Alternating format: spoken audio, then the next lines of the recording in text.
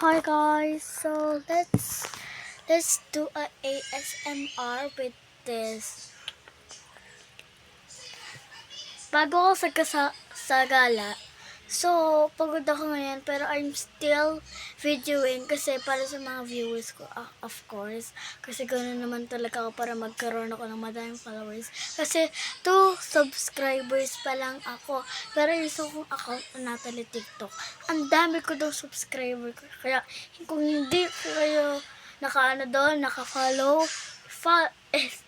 di kayo subscribe nyo na ang aking second account. Ito ko siya ilalagay. Di pala kami mag-friends kasi di ko siya finalo. Di ko finalo yung sarili kong, aking second account. Ito pala yung second account ko kasi yung isa na yon na account na yon, yun ay matagal na sa akin. Ano na yon? Mga 2023 pa yon, 2022.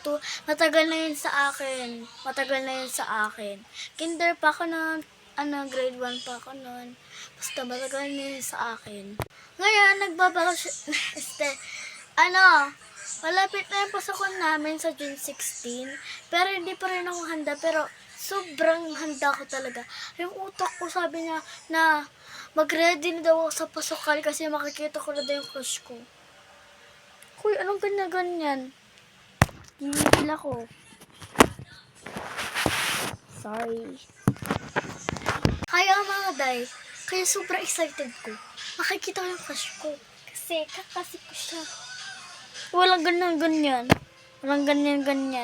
Kaya natin sinasabi kaya mag-ASMR na tayo. Pabayaan nyo na yung pinapanood ng kuya ko kasi nanonood siya ng One Piece. Hindi ko alam kung anong episode na siya. ASM lang tayo. Let's go. Kanina ko pa ito hinahawak. Mga day.